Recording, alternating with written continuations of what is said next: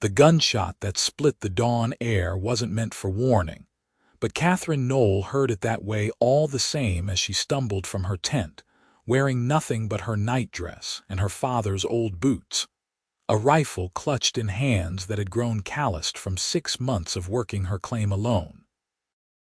The man standing beside her marker stakes was tall and lean, silhouetted against the pink-streaked sky, and he had the unmistakable posture of someone who believed the land beneath his feet already belonged to him.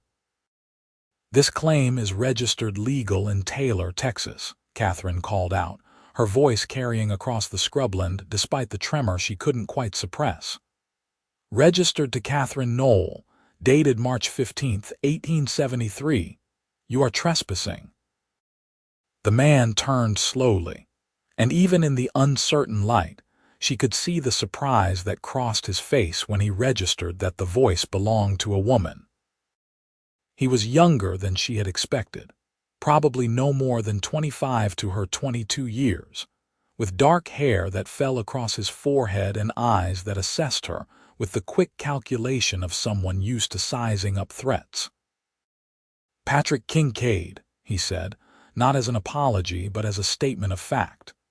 "And this claim was filed by Joseph Noelle 6 months back, then abandoned. The land office in Taylor said it reverted to available territory 2 weeks ago when nobody paid the fees." Katherine's heart lurched. She had sent the money to her cousin in town, had pressed it into his hands with explicit instructions to pay the claim fees before the deadline.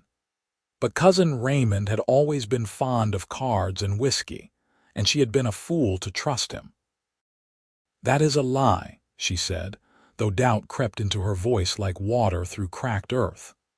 "My father registered this claim before he died, and I have worked it every day since. I sent the fees." Patrick Kincaid pulled a piece of paper from his vest pocket and held it up. Even at this distance, she could see the official seal of the land office. "Got the paperwork right here, miss. Dated 3 days ago.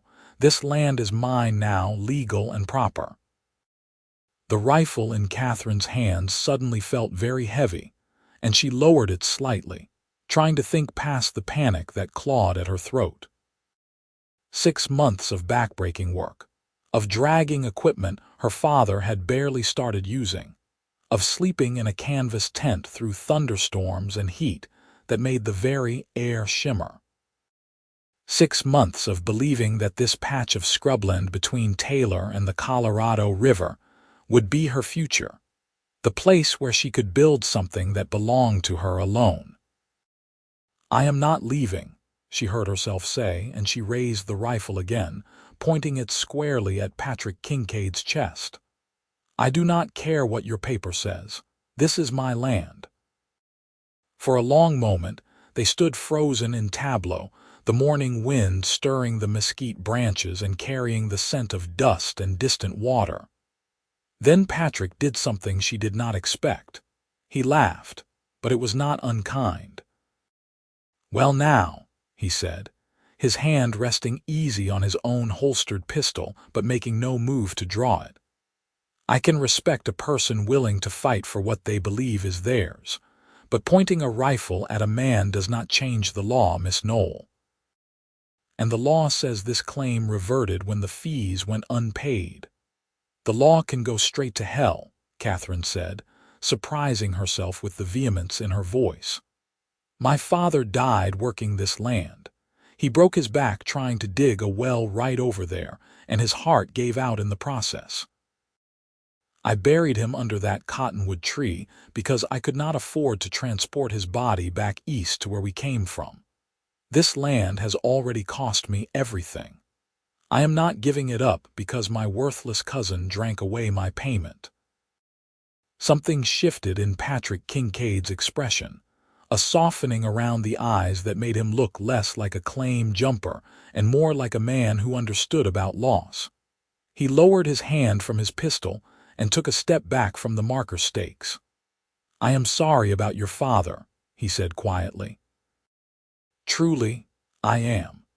but I have been riding from one dried-up claim to another for 3 years now, trying to find a piece of land that might actually be worth something.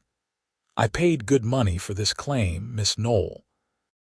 Money I earned breaking horses for the cavalry and working cattle drives that like to kill a man as soon as pay him. I cannot just walk away from that. Catherine's arms were beginning to shake from holding the rifle steady, and she could feel tears of frustration burning behind her eyes. She would not cry in front of this man, this Patrick Kincaid who had bought her future out from under her because of a technicality and Raymond's weakness. "Then we are at an impasse," she said, "because I cannot walk away either." The sun was climbing higher now, burning off the cool of early morning and promising another scorching day. Patrick pushed his hat back on his head and studied her with an expression she could not quite read. "How about this?" he said finally. "You look like you have not eaten a proper meal in a while, and I have supplies in my saddlebag. Why don't you put down that rifle before your arms give out, and we will have some breakfast and talk about this like reasonable people?" "I am not hungry," Katherine lied, though her stomach chose that moment to growl loudly enough that Patrick's mouth quirked in a smile. "Sure you are not," he said, "but I am going to make some coffee anyway, and it seems a shame to waste it. You can keep the rifle if it makes you feel safer." He moved slowly toward his horse, a sturdy bay gelding that stood ground tied near the creek bed, and began unpacking supplies with deliberate movements that telegraphed no threat. Katherine watched him, trying to decide if this was some kind of trick, but her arms really were aching, and her head felt light from standing up too fast on an empty stomach. She had eaten nothing but hardtack and dried beef for the past week, rationing her supplies because she had spent her last real money on those claim fees that had apparently never reached their destination. Against her better judgment, she lowered the rifle and walked closer, though she kept it cradled in her arms where she could raise it quickly if needed. Patrick had a small fire going already, feeding it with dried mesquite branches that caught quickly in the morning air. He set a battered coffee pot on a flat stone near the flames and began measuring grounds from a tin. "You have been working this claim alone?" he asked, not looking at her directly. "Yes," Katherine said shortly. "That is hard country for a woman alone." "Hard country for anyone, really, but especially for someone who does not have help." "I have managed just fine," Katherine said, though they both knew that was not entirely true. The well her father had started remained unfinished, a gaping hole that mocked her every time she had to walk to the creek for water. The small garden she had tried to plant had withered in the heat despite her efforts to haul water to it. The equipment her father had purchased before his death sat mostly unused because she lacked the strength to operate it properly. Patrick glanced around the claim, taking in the sagging tent, the pile of broken tools, the marker stakes that leaned at angles because the ground had shifted. She saw it all through his eyes and felt a flush of shame creep up her neck. "I did not say you had not managed," Patrick said mildly. "I am just observing that it is hard work for one person. I know because I have tried to work claims alone myself, and it nearly killed me more than once." The coffee began to boil, sending up a rich aroma that made Katherine's mouth water despite her determination to remain hostile. Patrick poured 2 tin cups full and held one out to her. After a moment's hesitation, she leaned the rifle against her leg and took it, wrapping both hands around the warm metal. "Thank you," she said stiffly. They drank in silence for a few minutes, the only sounds the crackling of the fire and the distant call of a meadowlark. Katherine studied Patrick Kincaid over the rim of her cup, noting details she had missed in her initial panic. He had good hands, scarred but capable, and the kind of lean build that came from hard work rather than deprivation. His clothes were worn but clean, and his boots, though scuffed, had been well made originally. This was not a man down on his luck, she realized, but someone who had worked hard and saved carefully and was now trying to build something real. That made it worse, somehow. It would have been easier if he were just a drifter looking for easy pickings. "What were you planning to do with this claim?" she asked finally. Patrick set down his cup and reached for the saddlebag again, pulling out some strips of bacon and a small pan. "Same as you, I imagine. Dig a proper well, get some crops going, maybe run a few head of cattle if the grazing proves decent. Build a house that does not blow away in the first strong wind. Make something that lasts." He laid the bacon in the pan and set it near the fire, and the sizzling sound made Catherine's stomach clench with hunger so fierce it was almost painful. "Why this claim specifically?" she pressed. "There is land all over Texas." "Because this claim has water," Patrick said simply. "That creek might not look like much, but it runs year-round according to the surveys, fed by springs upstream. And the land office fellow said there were good indicators for a shallow water table, which means a well would not have to go down too far. In this country, water is everything. You know that as well as I do." Katherine did know. Water had been her father's obsession, his white whale. He had been convinced that a reliable well would make this land valuable, would give them security and maybe even prosperity. He had died chasing that dream, and she had been trying to fulfill it ever since. "My father found traces of the water table," she said quietly. "Before he died, he was sure we were close." Patrick looked at her with sudden interest. "How close? Did he keep notes?" "Yes," Katherine said, then caught herself. Why was she sharing this information with the man who was trying to steal her land? But there was something about the way he was looking at her, with genuine curiosity rather than calculation, that made her want to keep talking. "He drew maps, recorded measurements. He was a surveyor back in Pennsylvania before we came west. He knew what he was doing." "Could I see them?" Patrick asked, and when she stiffened, he held up a hand. "I am not trying to take anything from you, Miss Noelle. I am just interested. I have been studying well digging for years, trying to learn everything I can about it. If your father's notes could help me understand this land better, I would be grateful to see them." Katherine hesitated, then made a decision that she would question later. She stood and walked to her tent, ducking inside to retrieve the leather-bound journal where her father had recorded all his observations. When she emerged, Patrick had plated the bacon and was holding out a piece to her on a tin plate he had produced from somewhere.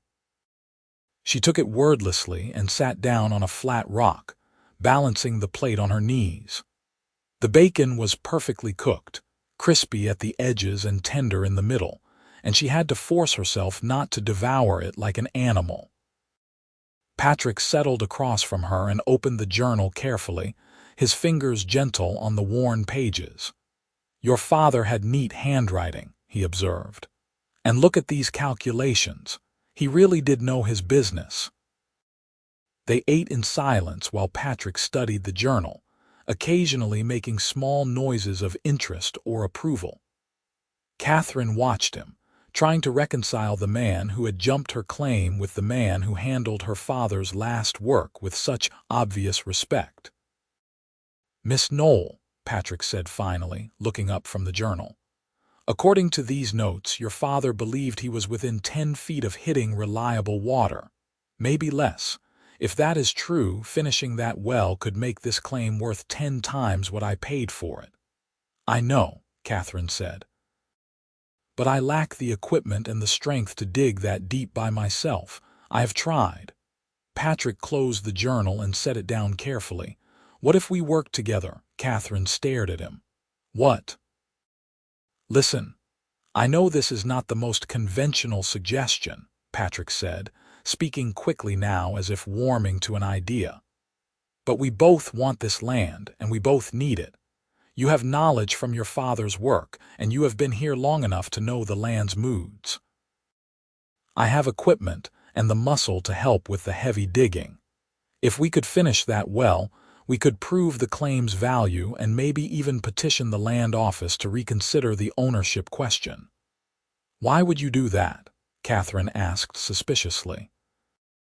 "You already own the claim according to the law. Why would you risk giving it back to me?" Patrick was quiet for a long moment, staring into his coffee cup.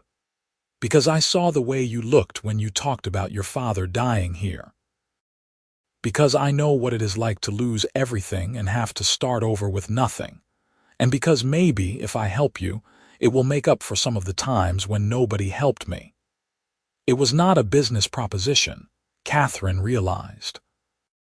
It was something closer to kindness, and she did not know what to do with that. "I still have my rifle," she said, which was a stupid thing to say, but Patrick just smiled.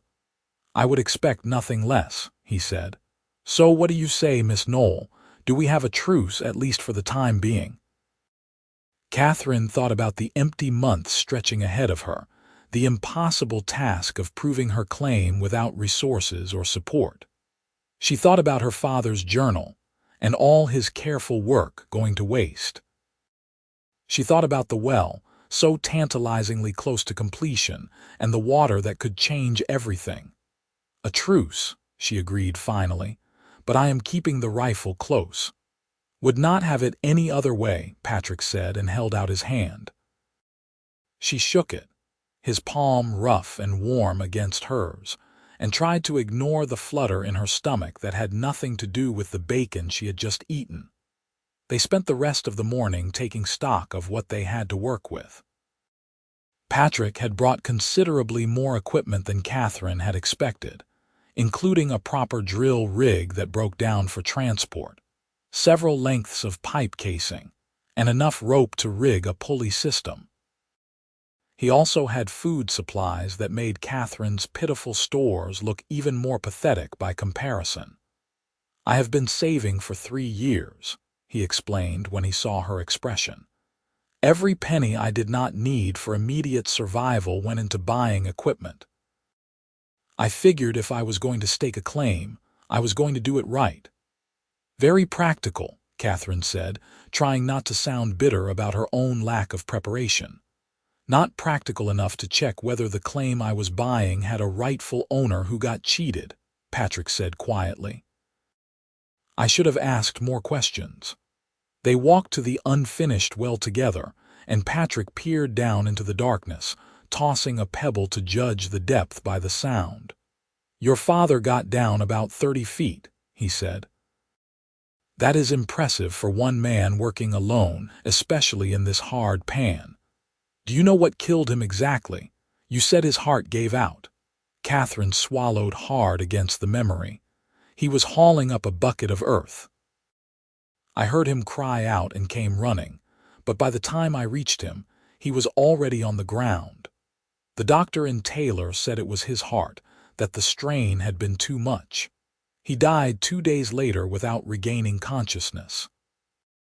"I am sorry," Patrick said, and the simple sincerity in his voice made tears prick at her eyes again. "He was all I had," Katherine said.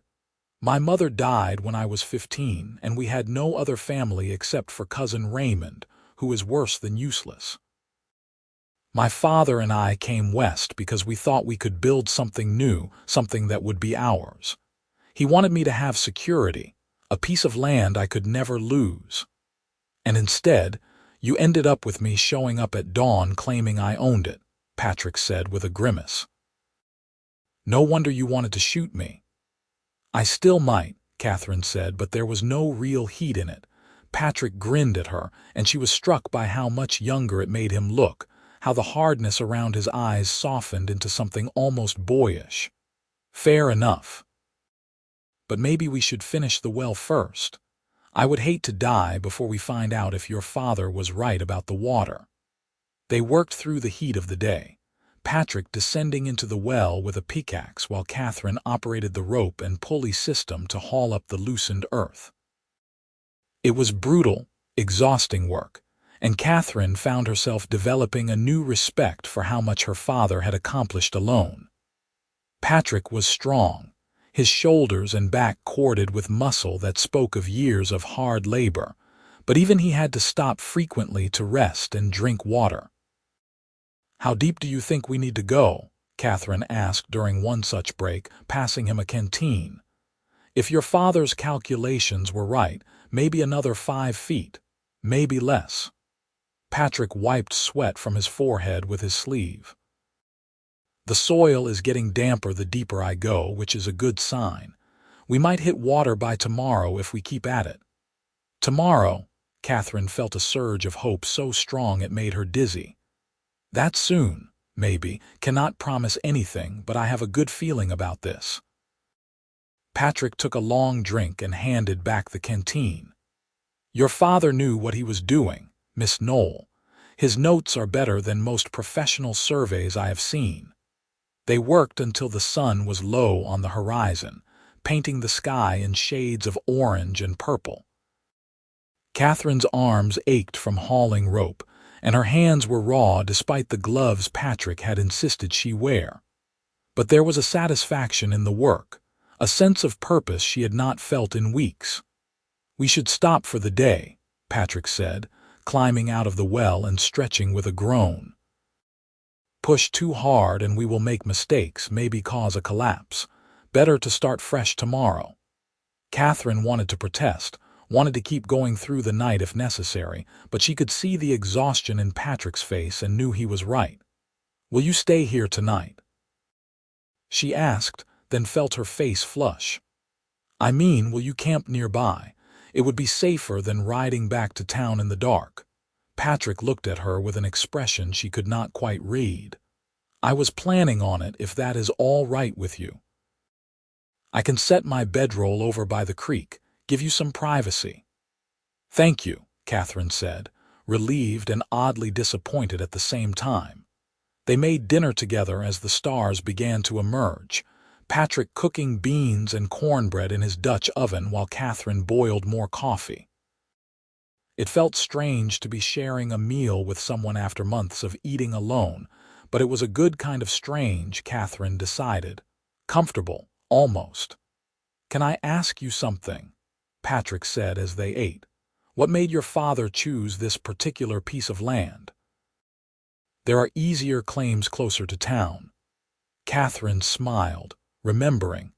"He said it spoke to him. I know that sounds foolish, but he walked this land for hours before he filed the claim, and when he came back, he was more certain than I had seen him about anything since my mother died. He said the land had good bones, that it was just waiting for someone to see its potential." "That does not sound foolish," Patrick said. "I felt something similar when I saw this claim on the map, like it was meant to be mine." He paused. "Or meant to be someone's anyway." They fell silent, the weight of the ownership question hanging between them again. Finally, Katherine set down her plate and looked at Patrick directly. "What happens if we find water?" she asked. "What happens to the claim?" Patrick met her gaze steadily. "I have been thinking about that. And I have an idea, but you might not like it. Tell me anyway." "We could file as partners," Patrick said. "Joint ownership, split down the middle. It is not common, but it is legal. That way, neither of us loses the claim, and we both benefit from the work we put in." Katherine's first instinct was to refuse. This was her father's land, her land, and the idea of sharing it with anyone felt like a betrayal. But then she thought about the well shaft, how much deeper Patrick had gotten in one day than she had managed in weeks. She thought about his equipment, his knowledge, his strength. She thought about the very real possibility that without his help, she would lose the claim entirely, either to him or to the next person who came along. "Partners," she said slowly. "Equal say in all decisions." "Equal say," Patrick confirmed. "Equal work, equal profit if we ever make any. And if we cannot work together, if we drive each other crazy," Patrick smiled. "Then I guess we will have to figure that out when we come to it, but I think we might surprise ourselves, Miss Noelle. We managed not to kill each other today, and that is a good start." Katherine laughed despite herself. The day is not over yet. True enough, Patrick agreed, but I am feeling optimistic. That night, lying in her tent while Patrick slept somewhere near the creek, Katherine stared up at the canvas ceiling and tried to make sense of everything that had happened. This morning, she had woken up with nothing but her determination and a failing claim. Now, she had a partner, whether she wanted one or not, and the real possibility of finishing her father's well. It should have felt like a loss of control, like surrendering something essential. Instead, it felt like the first deep breath she had taken in months. She fell asleep, thinking about Patrick Kincaid's hands on her father's journal, the careful way he had turned the pages, and the sound of his laugh when she had threatened to shoot him. The next day dawned cooler, a bank of clouds rolling in from the west that promised rain but would probably deliver nothing but disappointment. Katherine woke to find Patrick already up and working, the smell of coffee and bacon once again filling the air. "You always wake up this early?" she asked, emerging from her tent with her hair in a messy braid and sleep still clinging to her eyes. "Habit from cattle drives," Patrick said cheerfully. "We would start before dawn and work until we could not see any more. Made me an early riser whether I like it or not." They ate quickly, both eager to get back to the well. Patrick had been right about the soil getting damper, and when he descended into the shaft this time, he called up that he could see actual moisture on the walls. "We are close," he shouted, his voice echoing. "Maybe another 2 feet." Katherine's heart hammered as she worked the pulley, hauling up bucket after bucket of earth. The morning wore on, the sun climbing despite the clouds, and she could hear Patrick's pickaxe striking rhythmically against the hard pan below. Then, sometime around noon, the rhythm changed. There was a different sound, a sucking, rushing noise that made Katherine's breath catch. "Patrick," she called down, "what is happening?" "Water." His voice was jubilant, almost giddy. "Katherine, we hit water. It is coming up fast." Katherine leaned over the edge of the well shaft, her hands shaking. She could see the gleam of water rising in the darkness below, could hear Patrick laughing as he scrambled up the rope ladder they had rigged. He emerged muddy and soaking wet, his face split in a grin so wide it made him look like a different person entirely. "Your father was right," he said, grabbing Katherine's hands without thinking. "He was absolutely right. That is a strong flow, Katherine.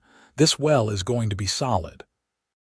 She should have corrected him for using her first name without permission, but somehow it did not seem to matter. She was laughing too, crying and laughing at the same time, and Patrick was spinning her around in a circle like they were dancing at a barn social instead of standing beside a muddy hole in the ground. "We did it," she gasped. "Papa, we did it." They spent the rest of the day installing the pipe casing and rigging a proper pump, working in perfect synchronization as if they had been doing this together for years, instead of barely 2 days. By the time the sun was setting, they had clean water flowing freely from the well, more water than Katherine had seen in months. She cupped her hands under the stream and drank deeply, tasting minerals and earth and promise. Patrick did the same, then splashed water over his face and neck, washing away the mud and sweat. "We need to celebrate," he announced. "This is not just any accomplishment, Katherine. This changes everything." She did not correct him about her name this time either. "I do not have anything to celebrate with," she admitted, "unless you count coffee." "I have something better," Patrick said and jogged to his saddlebags. He returned with a small bottle of whiskey, the glass catching the last rays of sunlight. "I have been saving this for when I finally made something work. Seems like now is the time." They sat by the well as the stars emerged, passing the bottle back and forth and talking about everything and nothing. Patrick told her about growing up in Missouri, the youngest of 5 brothers, and how he had left home at 16 to escape his father's temper and his brother's shadows. He told her about the cattle drives, the endless days of dust and danger, and the time he had nearly died from a rattlesnake bite in the middle of nowhere. Katherine told him about her mother's death, how it had broken something in her father that never quite healed. She told him about the decision to come west, her father's dreams of building something that would last beyond his lifetime. She told him about the loneliness of the past 6 months, working the claim alone and talking to her father's grave under the cottonwood tree. "Do you ever wish you had stayed east?" Patrick asked. "Gone back to family or friends instead of trying to make it out here alone?" "Every single day," Katherine admitted, the whiskey loosening her tongue. "But also never. Does that make sense? I hate this land sometimes, hate how hard it is and how it took my father from me. But I also love it in a way I cannot quite explain. It feels like the first thing in my life that is truly mine, even when I thought I was losing it." Patrick nodded slowly. "I understand that. I felt that way the first time I broke a horse that everyone else said was unbreakable. It was brutal and painful, and I thought I might die a dozen times, but when it was done, when that horse finally accepted me, it was the proudest I had ever been of anything." "Is that what this is to you?" Katherine asked. "Breaking something that seems unbreakable? Maybe," Patrick said. "Or maybe it is about building something that can last. I have spent most of my life drifting, moving from place to place without anything to show for it except scars and stories. I want more than that now. I want to put down roots, have a reason to stay in one place. Even if that place is a hard scrabble claim in Taylor, Texas with nothing but a well and a dream," Katherine asked. "Especially if that place is a hard scrabble claim in Taylor, Texas with a well and a dream," Patrick said, his eyes meeting hers in the starlight. "And especially if that place comes with a partner who is stubborn enough to point a rifle at claim jumpers." Katherine laughed, feeling something warm unfurl in her chest that had nothing to do with the whiskey. "You are never going to let me forget that, are you?" "Not even a little bit," Patrick said, grinning. "But I can respect a woman who is willing to fight for what is hers.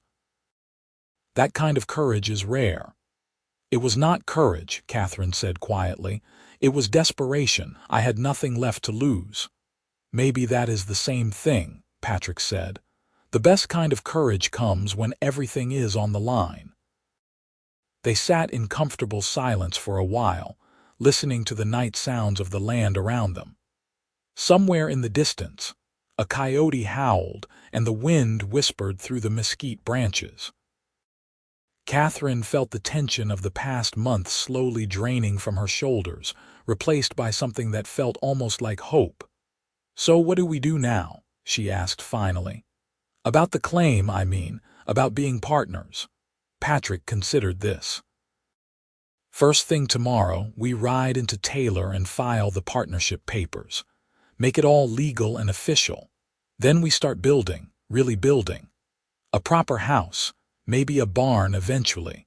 We clear some land for crops, see if we can get a garden going now that we have reliable water. We make this claim into something real." "That sounds like a lot of work," Katherine observed. "It will be," Patrick agreed. "But we proved today that we make a good team. I think we can do this, Katherine, I really do." She wanted to believe him, wanted to trust that this strange partnership could actually work. But doubt still nagged at her, questions she was almost afraid to ask. "Patrick, can I ask you something? Anything? Why did you really agree to share the claim? You could have insisted on your legal right to it, could have forced me to leave. Why didn't you?" Patrick was quiet for a long moment, staring into the darkness. "Honestly. Because when you came out of that tent with your rifle and your bare feet and your father's boots, looking like you would fight to the death for this piece of ground, I saw something in you that I recognized. You reminded me of myself when I was younger, before life wore down all my edges." And I thought if I took this land from you, I would be no better than all the people who took things from me when I had nothing. I do not want to be that person, Katherine. I want to be better than that." It was the most honest thing anyone had said to her in a long time, and Katherine felt tears prick at her eyes. "Thank you," she whispered, "for being better than that, for giving me a chance." "Thank you for not shooting me," Patrick said, and the gentle humor in his voice made her laugh through her tears. That night, Katherine lay in her tent and listened to the sound of water flowing from the well, a sound she had despaired of ever hearing. She thought about Patrick sleeping near the creek, about his smile when the water broke through, about the way he had spun her around in celebration without asking permission. She thought about the future, about the possibility of building something real on this land her father had loved. And for the first time since her father's death, she let herself imagine a future that included more than just survival. The trip to Taylor the next morning was both shorter and longer than Katherine expected. The town was only a few hours' ride from the claim, but the journey felt significant, weighted with the knowledge of what they were about to do. They rode side by side, Patrick on his bay gelding and Katherine on the mule she had been using for supply runs, and talked about their plans for the claim. "We should focus on getting a garden established first," Katherine said. "With reliable water, we could actually grow vegetables instead of buying everything in town. That would save money for other supplies." "Makes sense," Patrick agreed. "And I was thinking we could start clearing land for a proper house. That tent of yours is not going to hold up through another winter." Katherine felt her face heat at the implied intimacy of that statement, though Patrick's tone was purely practical. "Will you build a separate house for yourself?" she asked carefully. Patrick glanced at her, and she saw something flicker in his eyes that she could not quite name. "We will need to figure out living arrangements, I suppose. Would not be proper for us to share a house without being married, and I would not want people talking about you." The mention of marriage made Katherine's heart do something complicated, but she kept her voice level. "No, that would not be proper. I suppose we could build 2 small cabins, at least to start." "That would work," Patrick said, though he sounded oddly disappointed. Taylor was a dusty town of perhaps 200 souls, clustered around a crossroads where the mail coach stopped twice a week. It had the usual assortment of buildings: a general store, a saloon, a small church, a land office, and a handful of houses. Katherine had been here a dozen times since arriving in Texas, but it felt different riding in beside Patrick, like she was arriving as someone new. They tied up their mounts in front of the land office and went inside together. The clerk, a thin man named Webster with wire-rimmed spectacles and a nervous manner, looked up from his desk with a polite smile that faded when he recognized Patrick. "Mr. Kincaid," he said cautiously, "I did not expect to see you back so soon. Is there a problem with the claim?" "Not a problem exactly," Patrick said, "but we need to make some changes to the filing. This is Miss Katherine Noelle. She is the daughter of Joseph Noelle, who originally registered the claim." Webster's eyes widened behind his spectacles as he looked at Katherine. "Oh dear, oh dear." "Miss Noelle, I assure you, I had no idea your father's claim was still being worked. When the fees went unpaid and no one responded to the notice we posted, I assumed the land had been abandoned." "The fees were sent," Katherine said, struggling to keep her voice calm. "My cousin Raymond was supposed to pay them on my behalf." Webster grimaced. "Raymond Noelle. I hate to speak ill of anyone, miss, but your cousin has something of a reputation in this town. If you gave him money for the fees, I suspect I know where it ended up instead." "The Silver Dollar Saloon." Katherine guessed bitterly. "Among other places," Webster said delicately. "I am truly sorry, Miss Noelle. If I had known you were still working the claim, I never would have filed it as abandoned." "What is done is done," Patrick said, stepping in before Katherine could say something she might regret. "But we are here to file new papers. Miss Noelle and I have agreed to work the claim as partners with equal ownership. We want to make it legal." Webster blinked in surprise. "Partners?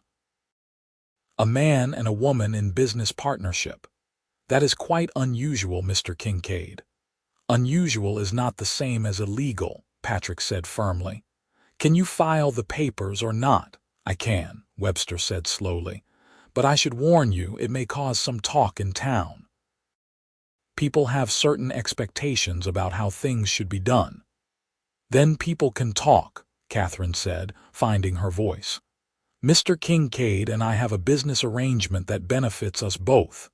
If that offends anyone's sensibilities, that is their concern, not ours." Webster looked between them, then shrugged. "Very well. I will need both of you to sign here, and there will be a filing fee of $12. Patrick pulled out the money without hesitation, and they signed the papers side by side, their signatures looking strange and significant on the official documents. When it was done, Webster stamped everything with his official seal and handed them a copy. "Congratulations," he said, sounding bemused. "You are now legal partners in claim number 47-13. May it bring you both prosperity." They left the office together, and Katherine felt like she was walking differently, standing taller somehow. The claim was hers again, legally and officially, and she had a partner to help her build it into something real. "We should get supplies while we are in town," Patrick suggested. "Seeds for your garden, lumber if we can afford it, maybe some chickens if old Jameson has any for sale." "I have almost no money left," Katherine admitted. "I spent everything I had on equipment and supplies before my father died." "I have some saved," Patrick said. "Consider it an investment in our partnership." They spent the next several hours shopping, Patrick buying with the careful deliberation of someone who knew the value of every penny. They purchased seed packets for tomatoes, beans, squash, and corn. They bought lumber for building frames, nails, hinges, and a proper door. Patrick also insisted on buying Katherine a new dress, since her current one was worn almost to rags. "I cannot let you buy me clothing," Katherine protested. "That is too personal." "Consider it a business expense," Patrick said. "When we are trying to establish ourselves, appearances matter. People need to take us seriously." Katherine wanted to argue, but she also desperately wanted the dress, a simple calico in blue that would be cool in the summer heat. She accepted it with as much grace as she could muster, trying to ignore the pleased look on Patrick's face. They were loading their purchases onto the mule when a voice called out from behind them. "Well, well, if it ain't Cousin Katherine." Katherine turned to see Raymond Noelle stumbling out of the Silver Dollar Saloon, even though it was barely past noon. He was a few years older than her, with the kind of weak, handsome face that had probably charmed a few women before the drink bloated his features and reddened his nose. "Raymond," Katherine said coldly, "I am surprised to see you upright at this hour." Raymond grinned, seemingly oblivious to her tone. "I heard you were still squatting on that claim. Thought you would have given up by now and headed back east where you belong." "I paid you to file my claim fees," Katherine said, her voice hard. "What happened to that money, Raymond?" Her cousin had the decency to look embarrassed for about half a second before he shrugged. "I needed it for something else. Besides, what does a woman need with a land claim? You should find yourself a husband and let him worry about such things." Patrick stepped forward before Katherine could respond, his posture relaxed, but somehow menacing. "The lady asked you a question, Raymond. What happened to the money she gave you?" Raymond looked Patrick up and down, trying to decide if he should be intimidated. "Who are you, her bodyguard?" "Her partner," Patrick said evenly. "And the man who is giving you one chance to apologize to her before this gets ugly." Raymond laughed, but it sounded uncertain. "Partner, you hear that, boys?" he called to a couple of his friends who had followed him out of the saloon. Katherine found herself a partner. Wonder if that is all he is. The implication was clear, and Katherine felt her face flame with anger and humiliation. But before she could say anything, Patrick had moved so fast she barely saw it. He grabbed Raymond by the collar and slammed him against the saloon wall, his forearm pressed against her cousin's throat. "You are going to apologize to Miss Noelle for that comment, and for stealing her money," Patrick said, his voice deadly quiet. "And then you are going to walk away and never bother her again. Do you understand me?" Raymond wheezed, his face turning red as he clawed at Patrick's arm. His friends started forward, but Patrick shot them a look that froze them in their tracks. "I asked if you understood me," Patrick repeated, pressing harder. "Yes," Raymond gasped. "Yes, I understand." Patrick released him and stepped back. "Then apologize." Raymond rubbed his throat, looking between Patrick and Katherine with eyes that held more resentment than remorse. "Sorry, Katherine, for the comment and the money." "That is Miss Noelle to you," Patrick said. "Now get out of here before I change my mind about letting you walk away." Raymond and his friends retreated into the saloon, muttering among themselves. Patrick turned to Katherine, his expression concerned. "Are you all right?" Katherine was shaking, but not from fear. She was furious at Raymond for his implication, at the situation that had forced her into this position, at herself for feeling grateful that Patrick had defended her. "I could have handled him myself," she said. "I know you could have," Patrick said gently, "but you should not have to, not after everything he has already done to you." Katherine took a deep breath, trying to calm herself. People were staring at them from doorways and windows, and she could already hear the whispers starting. The respectable woman who was in business with a man. The woman who let a man fight her battles.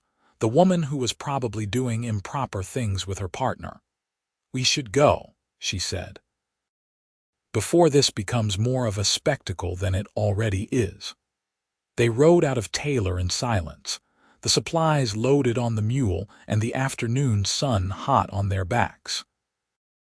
Katherine could feel Patrick glancing at her occasionally, but she kept her eyes on the road ahead, trying to sort through the tangle of emotions in her chest. "I am sorry if I embarrassed you back there," Patrick said finally. "I know you can take care of yourself. I just could not stand by and let him talk to you that way." "You did not embarrass me," Katherine said quietly. "You defended me, which is different. I am just worried about what people will say now. You heard the implication Raymond made." "Let them say whatever they want," Patrick said. "We know the truth of what we are doing, and that is all that matters." "Is it, though?" Katherine asked. "Because in a few months, when people still see us working the same claim and living in proximity to each other, those whispers are going to turn into something worse. They will assume things about us, about our relationship. My reputation will be ruined." Patrick was quiet for a long moment. "What if we did not give them anything to whisper about?" "What do you mean?" "What if we got married?" Patrick said it casually, like he was suggesting they plant an extra row of corn. "A real marriage, legal and proper.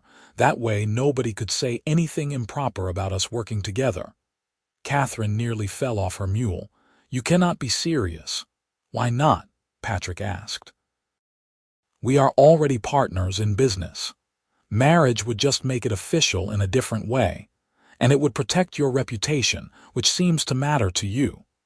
"Marriage is not a business arrangement, Patrick," Katherine said, struggling to keep her voice level. "It is supposed to be about love and commitment and building a life together." "And what do you think we are already doing?" Patrick asked. "We are building a life together on that claim, Katherine. We work well together, we respect each other, and I would wager we are becoming friends." "That is more than a lot of married couples have." Katherine did not know what to say. He was right, in a way. They did work well together and she did respect him.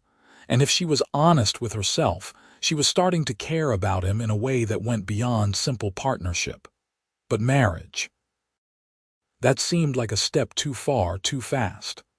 "I need time to think about this," she said finally. "Take all the time you need," Patrick said. "I am not going anywhere." They rode the rest of the way back to the claim in thoughtful silence, and Catherine's mind was spinning with possibilities and fears. Marriage to Patrick Kincaid would solve a lot of problems. It would protect her reputation, make their partnership legally stronger, and give them both the security they were seeking. But it would also change everything between them in ways she could not fully predict. That night, after they had unloaded the supplies and eaten a quiet dinner, Katherine walked to her father's grave under the cottonwood tree. She sat on the ground beside the simple marker she had made and talked to him the way she had done many times over the past months. "I do not know what to do, Papa," she whispered. "Patrick Kincaid asked me to marry him today, and it makes sense on paper. It would protect the claim and my reputation, and he is a good man, I think. But is that enough? Would you want me to marry for practical reasons rather than love?" The wind rustled through the cottonwood leaves, and Katherine thought about her father's own marriage. He had loved her mother deeply, had been broken by her death in a way that never fully healed. Would he want Katherine to have that kind of love, or would he prefer she have security and partnership? "He makes me laugh," Katherine said aloud, surprising herself with the admission. "And he works hard, and he respected your journal and your work. He spun me around when we struck water, and for a moment, I felt lighter than I have in years. Is that enough, Papa? Can that grow into something more?"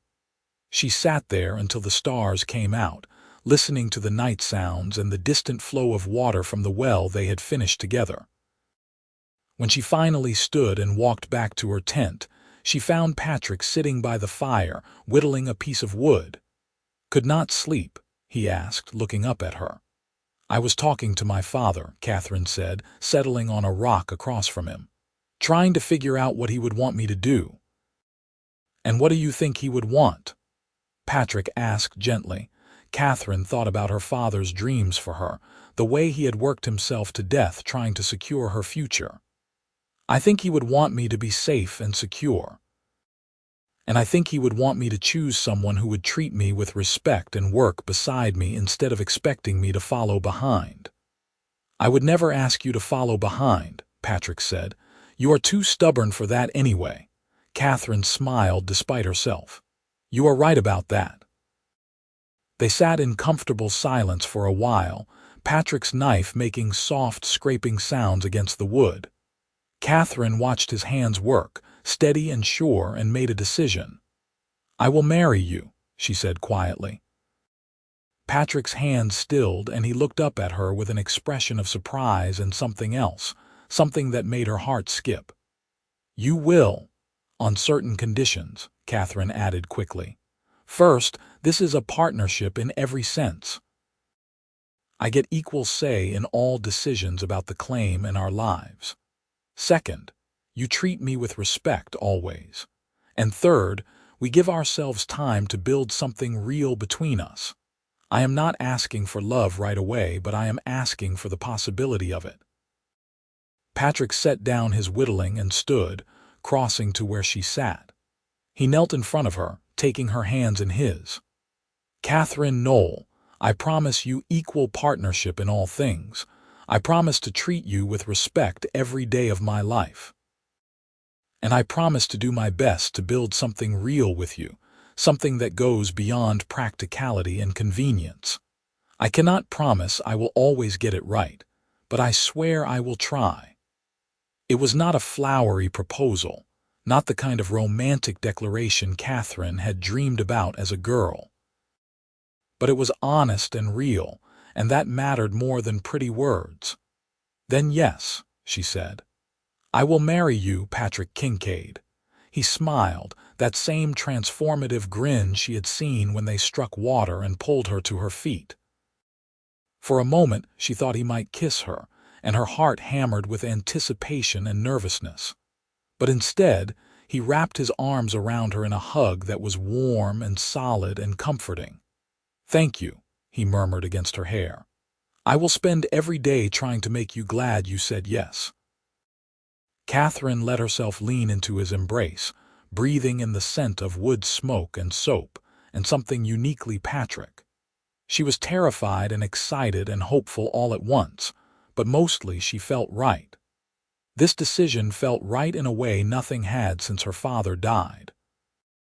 They were married a week later in the small church in Taylor, with only the preacher and his wife as witnesses. Katherine wore the blue calico dress Patrick had bought her, and Patrick wore his best shirt and a string tie he had purchased specially for the occasion. The ceremony was simple and quick, but when Patrick slipped a thin gold band onto her finger, Katherine felt tears slip down her cheeks. "You may kiss your bride," the preacher said, and Patrick leaned in carefully, pressing his lips to hers in a kiss that was gentle and respectful, and over far too quickly. They rode back to the claim as husband and wife, and Katherine felt the significance of that with every step. She was Katherine Kincaid now, bound to this man in the eyes of God and the law. It was both terrifying and thrilling. "I started building the house while you were in town yesterday," Patrick said as they rode. "I hope you do not mind. I wanted to surprise you. You started our house." Katherine asked, emphasizing the word to make sure he understood this was shared, not just his. "Our house," Patrick confirmed with a smile. "It is not much yet, just the frame, but I thought we could finish it together, make it exactly how we both want it." When they reached the claim, Katherine saw what he had done. The frame of a small cabin stood near the well, sturdy and square, with space for a front porch and windows. It was not large, but it was solid, built to last. "Patrick, it is perfect," she breathed. "Wait until you see the inside," he said, dismounting and helping her down. "I marked out spaces for a cooking area and a bedroom, and there is room for expansion later if we need it."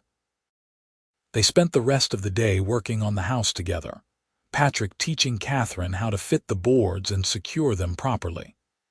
It was satisfying work, watching the walls rise board by board, and Katherine felt a fierce pride in what they were creating. As the sun set and they prepared dinner together, Patrick cleared his throat nervously. "I want you to know, Katherine, that I meant what I said about giving you time. Just because we are married now does not mean I expect anything from you that you are not ready to give. I can sleep outside or build a separate space until you are comfortable." Katherine looked at him, this man who had become her partner and now her husband in the space of a week. "We are married, Patrick. We can share a house and a bed without that meaning anything more than companionship." "I trust you." "You do?" He sounded genuinely surprised. "I do," Katherine said, and realized it was true. "You have given me no reason not to trust you. You have been nothing but honorable since the moment you agreed to share this claim." That night, they lay side by side in Katherine's tent for the last time, both too nervous to sleep much. But there was comfort in the presence of another person, in not being alone for the first time in months. Patrick's breathing eventually evened out, and Katherine listened to it until she drifted off herself, feeling safer than she had in a very long time. The next weeks passed in a blur of activity. They finished the cabin, complete with a sturdy roof and glass windows that Patrick had splurged on because he said Katherine deserved to have light. They planted the garden, working the soil until it was soft and ready to receive seeds. They built a chicken coop and filled it with hens from old Jameson's farm, and the sound of clucking filled the mornings. They worked from sunup to sundown, falling into bed exhausted every night. But slowly, the claim began to transform from a dream into a reality. The garden sprouted, green shoots pushing up through the earth. The well produced steady, reliable water. The cabin became a home, filled with the simple furniture Patrick built and the curtains Katherine sewed from flour sacks. And somewhere along the way, Katherine realized she was falling in love with her husband. It was not a sudden thing, not a lightning bolt or a dramatic revelation. It was gradual, built on a foundation of shared work and mutual respect. It was the way Patrick always made sure she ate before he did. It was the sound of his laughter when she told him stories about her childhood. It was the gentle way he touched her hand when they passed tools back and forth. It was the fact that he always asked her opinion before making decisions, treating her as a true equal. One evening, about 2 months after their wedding, they were sitting on the porch of their cabin watching the sunset. Patrick had his arm around Katherine's shoulders, and she was leaning into his warmth, comfortable in a way that felt as natural as breathing. "I am happy," she said suddenly, surprising herself with the admission. Patrick looked down at her, his eyes soft. "You are." "I am," Katherine confirmed. "I did not expect to be, not after everything that happened with losing Papa and almost losing the claim. But I am happy, Patrick." "You have given me that. We have given each other that," Patrick corrected. "I am happy too, Katherine, happier than I have been in my whole life, I think." They sat in silence for a moment, and then Patrick leaned down and kissed her, really kissed her for the first time since their wedding. It was not a polite peck, but something deeper, full of all the affection and desire that had been building between them. When they broke apart, Katherine was breathless. "I love you," she whispered, the words escaping before she could think better of them. Patrick's face transformed with joy. "I love you too. I have loved you since you pointed that rifle at me and told me you would not leave. I just did not think I had the right to say it." "You have every right," Katherine said, and kissed him again. That night, their marriage became real in every sense, and Katherine discovered that the passion between them was as strong as their partnership. Patrick was gentle and patient, making sure she felt safe and cherished, and when Katherine finally fell asleep in his arms, she knew she had found exactly where she belonged. The seasons turned, summer giving way to fall and then winter. The claim prospered under their joint efforts, producing enough vegetables to feed them and sell the surplus in Taylor. They added more chickens and bought a milk cow, and Patrick talked about getting a few head of cattle in the spring. They became known in Taylor as the couple who made an unusual arrangement work. People had gossiped at first, but the gossip faded when it became clear that Katherine and Patrick were genuinely happy together, genuinely in love. They attended church together, worked together, and built a life that was the envy of many more conventional couples. In the spring of 1874, Katherine discovered she was pregnant. She told Patrick one evening over dinner, watching his face carefully to gauge his reaction. "A baby," he said, his fork suspended halfway to his mouth. "We are going to have a baby." "Yes," Katherine said nervously. "I know we did not plan for this so soon, but I thought you should know." Patrick dropped his fork and came around the table, pulling Katherine out of her chair and into his arms. "This is the best news I have ever received," he said, his voice thick with emotion. "A baby, Katherine, our baby." Katherine felt tears of relief and joy streaming down her face. "You are happy." "I am beyond happy," Patrick said. "I am terrified and thrilled and grateful all at once." "We are going to be parents, Katherine." The pregnancy was not easy.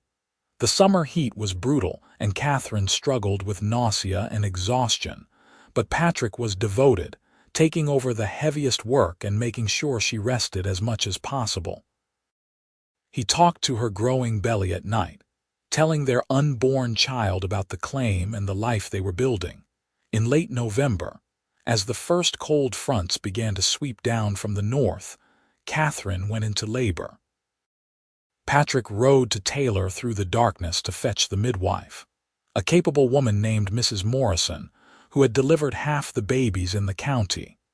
The labor was long and difficult, lasting through the night and into the next day. Patrick held Katherine's hand the entire time, whispering encouragement and wiping the sweat from her forehead. When the baby finally arrived with a lusty cry, Katherine was too exhausted to do more than weep with relief. "It is a boy, Mrs. Morrison announced, laying the squalling infant on Katherine's chest. "A big, healthy boy." Patrick stared at his son with an expression of awe and terror, reaching out with one finger to touch the baby's tiny hand. When the infant gripped his finger, Patrick's eyes filled with tears. "He is perfect," he whispered. "Katherine, he is absolutely perfect." They named him Joseph Patrick Kincaid after Katherine's father and his own father, though they called him Joey from the start.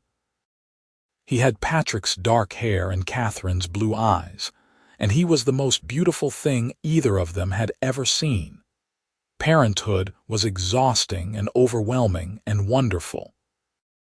Joey was a colicky baby who cried often and slept little, but Katherine and Patrick took turns walking him through the night, singing to him and telling him stories.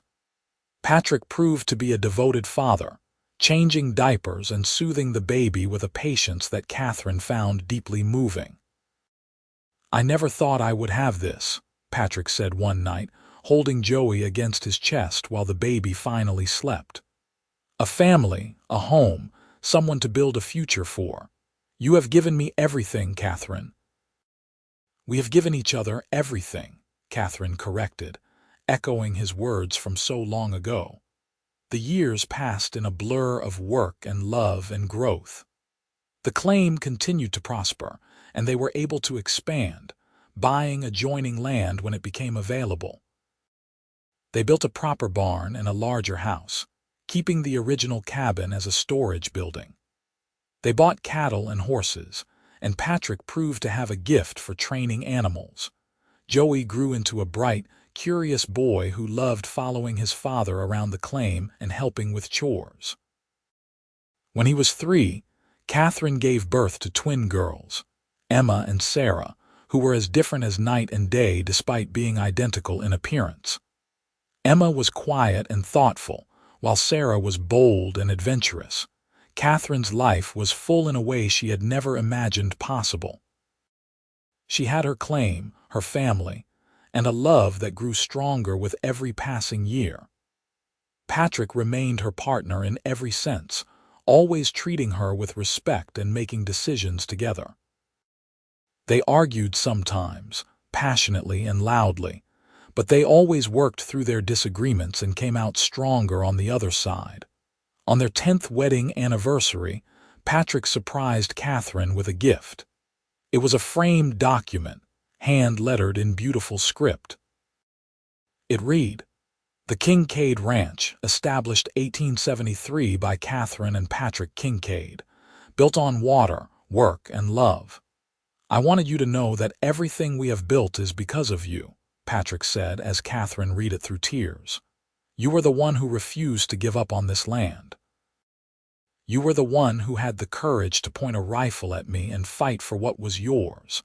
I am just lucky enough to have been allowed to join you in building it." "We built it together," Katherine said, the phrase that had become their motto over the years. "Everything we have, we built together." That night, after the children were asleep and the ranch was quiet, they sat on the porch of their house, the same spot where Katherine had first told Patrick she loved him. The land stretched out before them, green and productive, dotted with cattle and marked by the well that had started everything. "Do you ever think about that morning?" Katherine asked. "When you jumped my claim and I threatened to shoot you?" Patrick laughed, the sound warm and familiar. "I think about it all the time. Best decision I ever made claiming this land. Second best was agreeing to share it with you. I thought the best decision was marrying me, Katherine teased. That was not a decision, Patrick said, pulling her close. That was inevitable. From the moment you came out of that tent with your rifle and your determination, I was lost. I just did not know it yet. You lost your nerve, Katherine said, remembering how the confident claim jumper had become unsure when faced with her refusal to leave. I absolutely lost my nerve, Patrick agreed. You scared the hell out of me, Katherine Kincaid.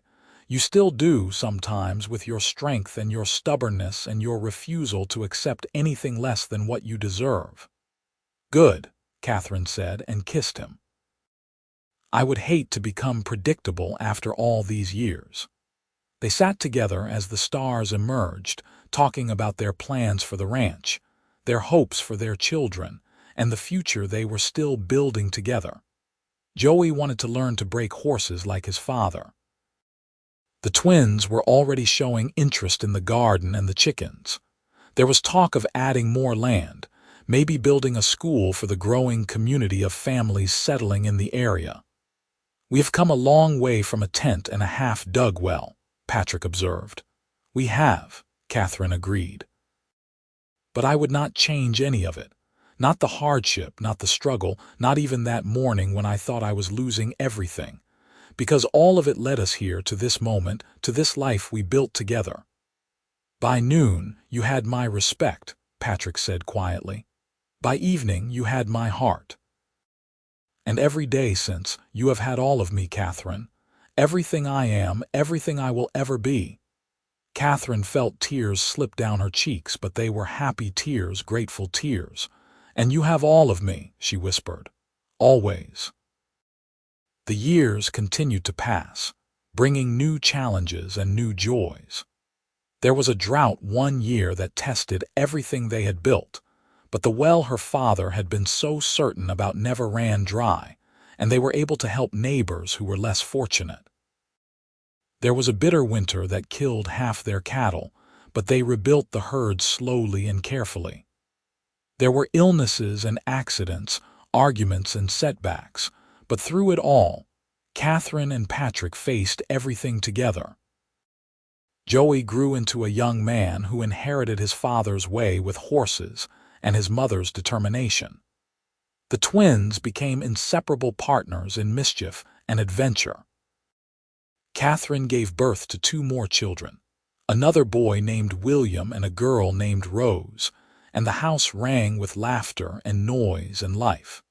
Patrick's hair began to gray at the temples, and Katherine found lines around her eyes that had not been there before. But when they looked at each other, they saw the same people who had fought over a claim at dawn and fallen in love by noon. They saw partners, best friends, lovers, and the other half of their souls. On their 25th wedding anniversary, their children threw them a party on the ranch. Half of Taylor turned out to celebrate, eating barbecue and dancing to fiddle music under strings of lanterns. Katherine wore a new dress, much finer than the simple calico she had been married in, and Patrick wore a suit that made him look distinguished and prosperous. "Look at what we built," Katherine said to Patrick as they watched their children dancing together, Joey twirling his sisters while William chased Rose around the yard. "Look at what you built," Patrick corrected. "This was your father's dream and you made it real." "I was just lucky enough to be part of it." "No," Katherine said firmly. "This was our dream, Patrick. From the moment we struck water together, it was ours. And it will be our children's dream and their children's dream because we built something that will last." As the party wound down and their guests began to leave, Katherine and Patrick walked hand in hand to the old cottonwood tree where her father was buried. Over the years, they had added other markers for friends and neighbors who had no family to bury them, turning it into a small cemetery that spoke of community and remembrance. "I hope you are proud, Papa," Katherine said softly, touching the weathered marker. "I hope you can see what we made of your dream." "I think he knows," Patrick said gently. "I think he has always known. They stood in silence for a moment, paying their respects to the man whose vision had started everything. Then they walked back to their house, past the well that still flowed strong and clear, past the barn and the corrals, past all the evidence of their hard work and dedication. Inside, their children were cleaning up from the party, arguing good-naturedly about who should do what. Patrick and Katherine climbed the stairs to their bedroom, the same room they had shared for 25 years, and stood at the window looking out over the land. "No regrets?" Patrick asked, slipping his arm around Katherine's waist. "Not a single one," Katherine said, leaning into him. "You jumped my claim at dawn. By noon you had my respect, and somewhere along the way you won my heart. I would not change a moment of it. Even that first morning when you wanted to shoot me," Patrick teased. "Especially that morning," Katherine said. "Because that was when I learned that sometimes the best things in life come from the moments that scare us most. I was terrified that morning, terrified of losing everything. But instead, I gained everything. I gained you." They kissed as they had kissed 1,000 times before, with the comfortable passion of a long marriage and the enduring love of two people who had chosen each other every single day. Outside, the land they had built together stretched into the darkness, alive with possibility and promise. The Kincaid ranch would continue long after they were gone, a testament to what could be built when two stubborn people refused to give up on a dream. But more than that, it was a testament to love that grew from respect and partnership, to a marriage that was built on equality and trust, to two people who had found each other in the most unexpected way and created something beautiful. Years later, when Katherine and Patrick were old and gray and surrounded by grandchildren who climbed on their laps and begged for stories, they would still tell the tale of how they met. They would describe that morning when Patrick jumped the claim and Katherine met him with a rifle. They would talk about striking water and building a life and falling in love, and their grandchildren would ask the same question every time. "But Grandma, when did you know you loved him?" And Katherine would smile and take Patrick's weathered hand in hers and say, "I think I knew from the very beginning. I just needed time to admit it." Patrick would squeeze her hand and add, "And I knew the moment she pointed that rifle at me and refused to back down. I knew I had met my match in every way that mattered." The grandchildren would giggle and ask them to tell it again, and Katherine and Patrick would oblige, because the story of their love was one worth telling. It was a story of courage and determination, of two people who had lost their nerve and found it again in each other. On a spring morning much like the one when they had first struck water, when the cottonwood trees were budding and the air was soft with promise, Katherine and Patrick sat on their porch and watched the sun rise over the land they loved. "We did good, did we not?" Patrick asked, his voice rougher with age but still familiar, still home. "We did better than good," Katherine said. "We built something real, something that will last. We built it with water and work and love, and it was worth every moment." Patrick brought her hand to his lips and kissed it gently. "Thank you, Katherine Kincaid. Thank you for not shooting me that morning. Thank you for giving me a chance. Thank you for loving me." "Thank you for jumping my claim," Katherine said with a smile. "Thank you for losing your nerve and finding your heart. Thank you for building this life with me." They sat together as the sun climbed higher, warming the land and bringing the promise of another day. Around them, the ranch awakened to morning, cattle lowing in the distance, chickens scratching in the yard, the sound of their children and grandchildren stirring in the house behind them. It was not the life either of them had imagined when they were young. It was better than anything they could have dreamed. It was a life built on a foundation of respect that turned to love, on a partnership that had weathered every storm, on a commitment to building something together that was greater than what either could have achieved alone. And as Katherine leaned her head on Patrick's shoulder and felt the steady beat of his heart, she knew with absolute certainty that she would do it all again. Every hard moment, every challenge, every sacrifice. Because all of it had led her here to this porch, with this man, surrounded by the family and the land and the love that they had built together. The well still flowed strong and clear, just as her father had known it would. The land still yielded crops and sustained cattle, just as they had hoped it would. And the love between Katherine and Patrick Kincaid still burned bright and true, just as it had from that moment at dawn when a cowboy jumped a claim and a woman refused to surrender what was hers. In the end, they had both been right and both been wrong.